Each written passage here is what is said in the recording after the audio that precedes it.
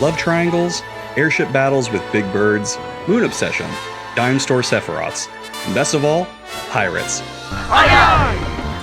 In today's episode, we're going to dig deep into the best turn-based air pirate-themed RPG of all time, Skies of Arcadia.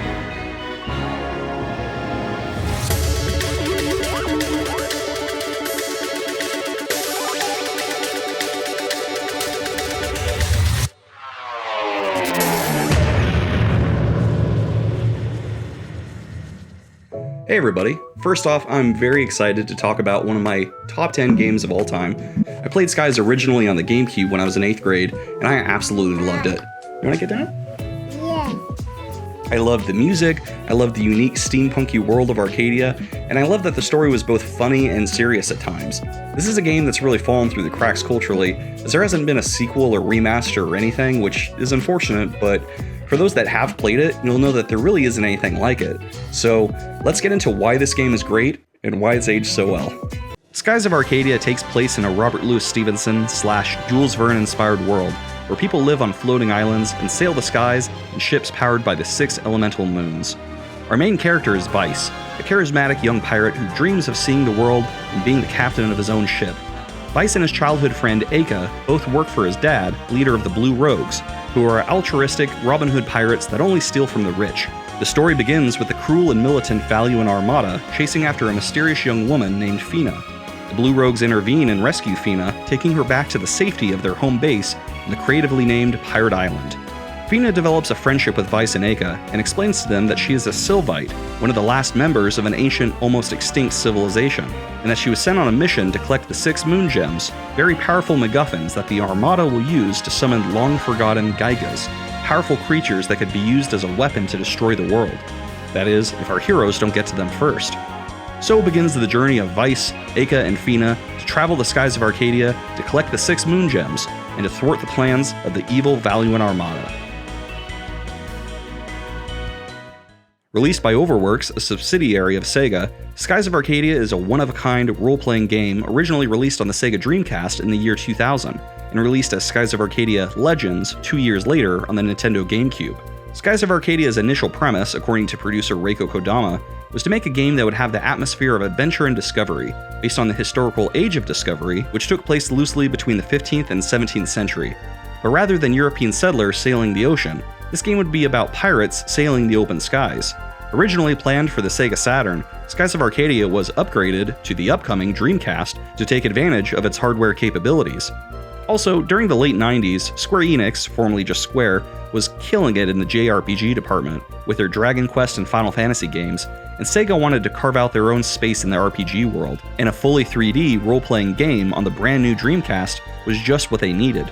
Producer Reiko Kodama and director Shuntaro Tanaka both expressed that the biggest goal with the game was to give the players the freedom to explore, and for the most part, they achieved that. There are Skyrift barriers that block you from entering certain areas during the storyline, but even with the game guiding you on a certain path, you do often feel like the sky's the limit.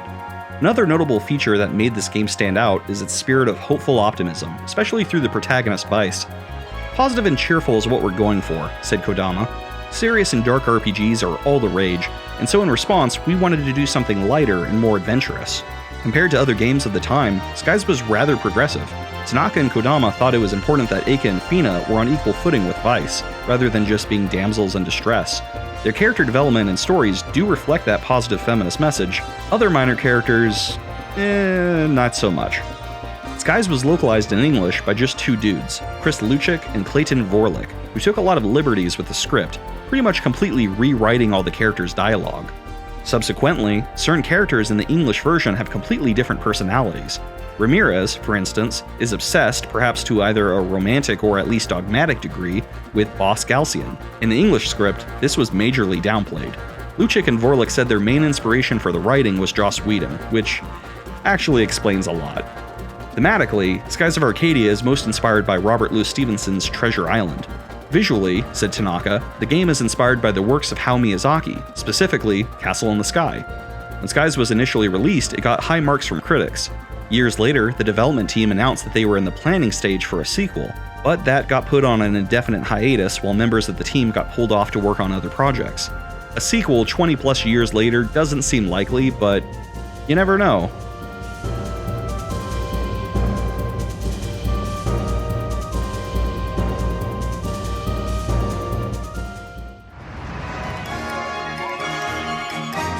は今大空を舞台に動き出す。エターナルアルカディア。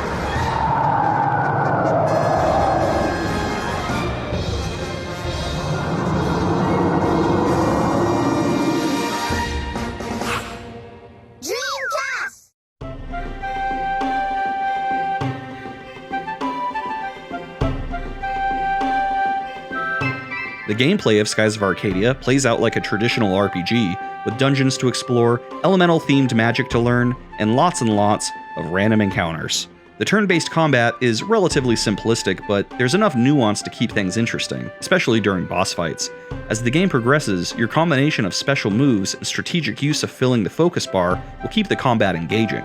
Whatever element you have tied to each weapon determines how much elemental experience you get at the end of the battle, which leads to learning spells of that selected element faster. This is a unique way of letting the players determine which spells they find important enough to acquire first. Despite being simplistic in the basic gameplay, there's a lot of unique elements that get peppered in over time that keep things interesting. When you think you've just about explored all of the world map, then you get a ship upgrade. Now you could fly above and under cloud rifts, opening up new areas. Just when your special moves are starting to get repetitive, you can now do a super move when your focus bar is maxed out. Near the third act of the game, you also get to set up your own home base on Crescent Island. There you could purchase weapons and items, assuming you've added merchants to your crew, upgrade your buildings, and chat with your crew members. Like a lot of elements in the game, it's not super complex or deep, but the fact that it was included at all just adds that little bit of extra charm and makes you feel like you have some control over your journey as an air pirate. There's also a good amount of bonus objectives besides the main story to keep you busy. There's bounties on notorious air pirates you could go after, and once defeated, you could collect your reward at the local Sailors Guild. There's collectibles to find in every town or dungeon, and all the treasure chests and whatnot you'd come to expect in a classic RPG. I mentioned crew members a moment ago. In the second half of the game, you could start recruiting characters to work for you on your ship. These crew members are made up from the minor characters you met at different points throughout the game previously, or have yet to meet. Each member has their own skill or benefit they bring to the team. Story-wise, it really makes the random people you've helped along your journey seem to matter more. These aren't just grateful NPCs that you help and then never see again, they're potential allies that could help you out later. Perhaps most unique to the gameplay are airship battles, which mostly happen against the powerful Gygas and flagships of the Valuan Armada. These airship battles play out similar to the main battle system, but with a little more nuance. Here, you can see what the enemy is going to do on their next turn, and so you must plan accordingly. There's a different type of strategy involved here, and while the animations can make the battles way too long, it's still fun and rewarding when you get to take down an enemy ship or a giant sky beast. The soundtrack in this game is incredible, especially in the Dreamcast version. Each track is catchy and memorable, and the Armada battle theme is probably my favorite boss theme in any game ever. Now seems like a good time to point out the differences between the original Dreamcast version of the game and the Legacy version on the GameCube. While the Skies soundtrack is amazing, the audio quality on the Legends version leaves a lot to be desired. The original Dreamcast version of the game was split between two discs. The GameCube version cut down the sampling of the audio to fit onto one disc. A bummer, considering the music in this game is so good. Here's a comparison of the audio.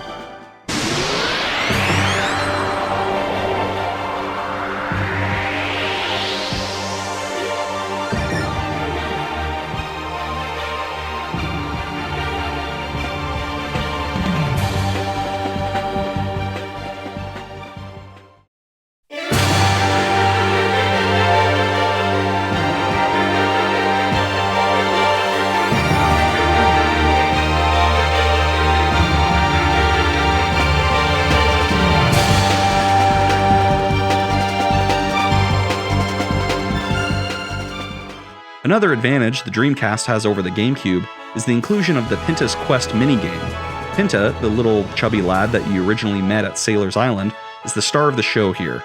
This game takes place entirely on the Dreamcast's VMU, which, for those not familiar, is kind of like a little Game Boy that lives inside your controller. In the game, you'll collect treasure and avoid obstacles as you fly around in your own airship. Those two things aside, the GameCube version is pretty much superior in every other way. The random encounters are reduced, the graphics are slightly better, there's new content like extra bounties to collect, and a pretty depthy side plot following an antagonist named Piastel. This side plot actually adds a lot of backstory and depth to the Skies lore, so it's pretty much essential to play. Graphics-wise, this is a pretty good looking game. The anime-style facial designs really let the character's emotions come through, and the fact that it's highly stylized makes it stand the test of time better too. Skies was very much designed to work within the limitations of the time period, and it didn't try to be photorealistic on a console that couldn't handle it. Yeah, I'm looking at you, GoldenEye. Some textures are blocky and ugly, but for its time, these graphics aren't bad at all. The storyline is where the game really shines. It's really not complex at all, and that's actually good, as it allows more time to get to know the characters and what motivates them. I feel like there was just enough twists and turns to keep things interesting, and despite some heavier end-of-the-world themes later in the story, things never really get too dark. This really is a feel-good story, and that's a breath of fresh air in these cynical times. Vice, Eika, and Fina are similar to archetypes we've seen in other stories, that doesn't make them any less interesting. And while most of the characters don't really develop much from the beginning to end, save Drachma and a few others, everyone has enough personalities from the get-go that you barely notice. Overall, I think the game warrants a solid 9 out of 10, although I may be biased because, as I spent the last month or two replaying Skies of Arcadia, I realized this may actually be my favorite game of all time.